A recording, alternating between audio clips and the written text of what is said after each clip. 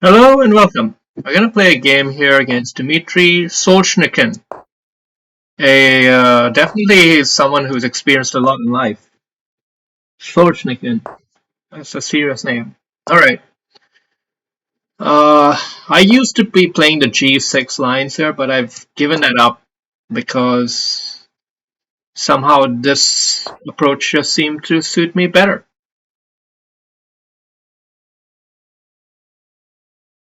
And I don't know if I'm playing this right. I ought to know, but I don't.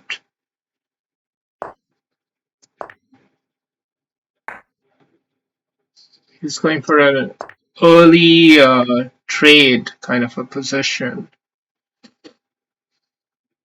We don't want to overplay too quickly. Let's be a bit calm here. Get our head out of the water.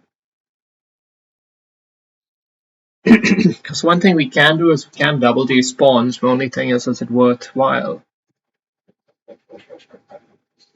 That's the only way we can keep this as a pawn advantage of any kind, right?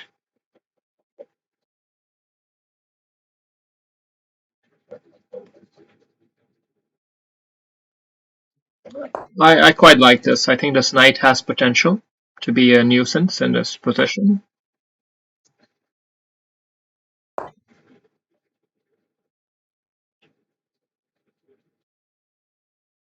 Now I'm taking us to the endgame in what I hope is a favorable position for black. But it's definitely not going to be easy against 1200 level, 2200 level players. So now is the key moment of the game, and I don't see any alternative, any reasonable alternative. Okay, what if we attack the bishop first? That should be good. Attacking the bishop is good here. Make him decide, where does he want to go? Left side of the board, right side of the board? Which diagonal does he want to keep? It's not an easy choice. Yeah.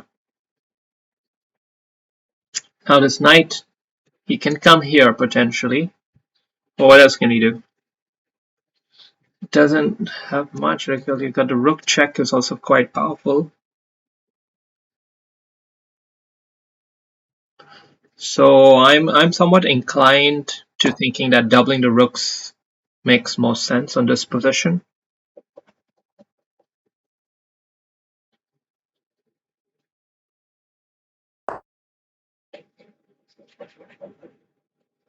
Now, if you let him capture, then you can capture back with the pawn, and you can potentially retain something. Or if you go and trade off both the rooks, then you can drop your knight into a lovely square, and you're going to win a pawn or something, right? So you're going to take a concrete advantage in the position. Because he doesn't have a target.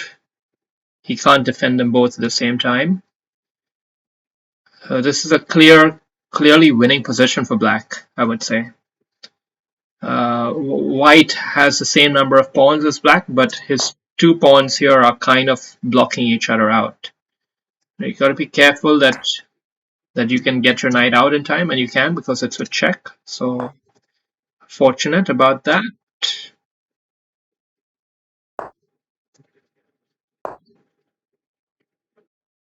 Okay, so it's looking solid now. Solid situation. You have a piece extra, I mean a pawn extra. You just need to... What's the winning plan? You need to figure out your winning plan.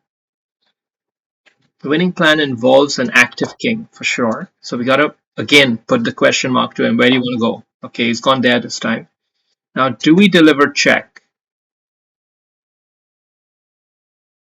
Delivering check is probably a good move, but it's risky.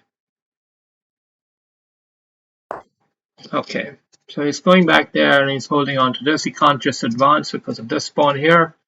We want to keep these pawns as they are, not try to do too much, not try to get too fancy.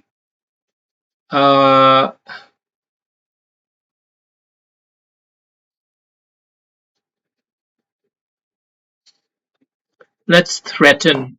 I mean, this pawn is our hero. He's going to make the game move forward for us. So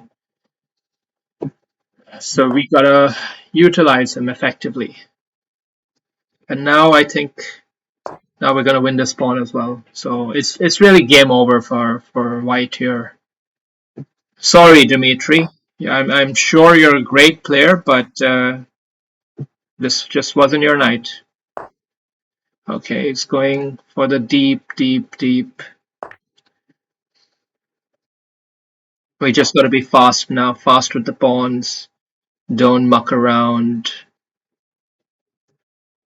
Fast with both pawns. Don't muck around.